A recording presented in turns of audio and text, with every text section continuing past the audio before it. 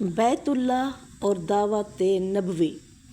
کیا آپ نے کبھی سوچا بیت اللہ کی تعمیر ہمیں دعوت محمدی صلی اللہ علیہ وسلم کے بارے میں کیا سکھاتی ہے؟ نہیں جانا؟ تو آئیے جانتے ہیں۔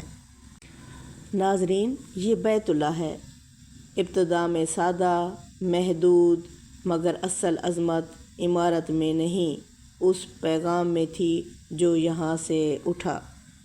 جیسے جیسے رسول اللہ صلی اللہ علیہ وسلم کی دعوت پھیلتی گئی، مخالفت بھی بڑھتی ہی چلی گئی۔ حق جب عروج پکڑتا ہے تو باطل کو خطرہ محسوس ہونے لگتا ہے۔ مسئلہ بیت اللہ نہیں تھا، مسئلہ توحید تھا۔ بیت اللہ کی تاریخ ہمیں ایک گہرا سبق دیتی ہے کہ اللہ کا پیغام ہمیشہ آہستہ آہستہ دلوں میں جگہ بناتا ہے۔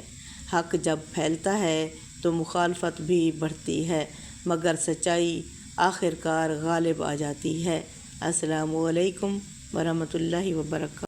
خدا کی مخلوق منتظر تھی، دلوں میں تھا اشتیاق پیدا، ازل سے آنکھیں ترس رہی تھیں، وہ کنز مخفی دکھائی دیتا۔ دلوں میں اشتیاق ازل سے تھا، آنکھیں ترس رہی تھیں، مدینہ کے آسمان تلے نبی کریم صلی اللہ علیہ وسلم کا استقبال ہونے کو تھا۔ مخلوق خدا منتظر تھی، امید کی روشنی دلوں میں جل رہی تھی، اور وہ لمحہ قریب تھا جب ہجرت کے بعد قرآن کی رہنمائی برسے گی۔ ناظرین، السلام علیکم ورحمۃ اللہ وبرکاتہ۔ آج ہم شروع کر رہے ہیں ویڈیو 2۔ اب قرآن کے جو مخاطبین ہیں وہ آپ صلی اللہ علیہ وسلم کا مدنی دور شروع ہو رہا ہے۔ قرآن ایک ہی کتاب ہے، لیکن مکہ میں اس کا انداز کچھ اور مدینہ میں کچھ اور۔ سوال یہ ہے، کیا پیغام بدل گیا یا مخاطب بدل گئے؟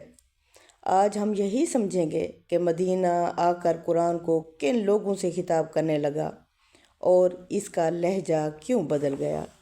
مدینہ ایک نیا مرحلہ۔ ہجرت کے بعد رسول اللہ صلی اللہ علیہ وسلم صرف ایک داعی نہیں رہے، بلکہ ایک قائد امت بن گئے۔ اب ایک جماعت وجود میں آ چکی تھی، ایک معاشرہ بن رہا تھا اور ایک ریاست کی بنیاد پڑ رہی تھی۔ اسی لیے قرآن کا خطاب بھی اب ایک نئے مرحلے میں داخل ہو گیا۔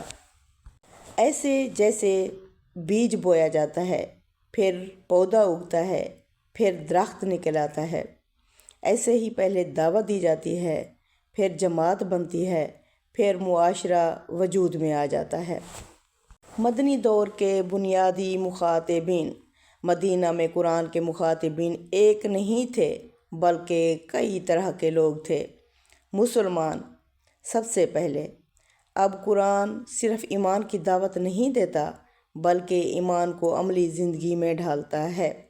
عبادات، اخلاق، تعلقات، نظم، سب کی رہنمائی اب قرآن کرتا ہے۔ دوسری جو قوم تھی وہ یہود تھے۔ مدینہ میں ایک بڑا گروہ یہود کا تھا، جن کے پاس کتاب تھی لیکن وہ اس کی روح کھو چکے تھے۔ قرآن ان سے سوال کرتا ہے، یاد دہانی کراتا ہے اور ان کی کوتاہیوں پر گرفت کرتا ہے۔ اب مدینے میں جو تیسرا گروہ تھا وہ منافقین کا گروہ تھا۔ یہ ایک نیا مخاطب تھا جو مکہ میں موجود نہیں تھا۔ ظاہر میں ایمان اور اندر انکار۔ قرآن ان کے رویے کو بے نقاب کرتا ہے تاکہ امت بیدار رہے۔ قرآن کا انداز کیوں بدلا؟ مدینے میں۔ مکہ میں آیات مختصر، لہجہ سخت، بات براہ راست، کیونکہ مخاطب منکر تھے۔ مدینہ میں آیات طویل، انداز تربیتی، قانون اور نظم، کیونکہ مخاطب مان چکے تھے، اب انہیں سنوارنا تھا۔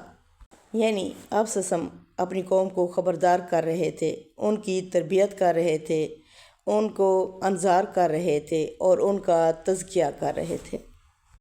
بہت ہی اہم بات، یعنی تنبیہ، وارننگ۔ مدنی آیات کو مکی پس منظر میں پڑھا جائے تو غلط فہمیاں پیدا ہوتی ہیں، اسی لیے مخاطب پہچاننا ضروری ہے، دور سمجھنا ضروری ہے اور تربیت کا لحاظ رکھنا ضروری ہے۔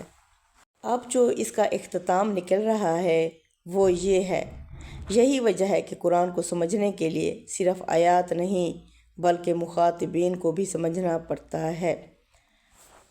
ناظرین، اگلی ویڈیو میں انشاءاللہ تعالی ہم دیکھیں گے کہ قرآن کی صورتیں جوڑوں کی صورت میں کس طرح ایک مکمل پیغام بناتی ہیں۔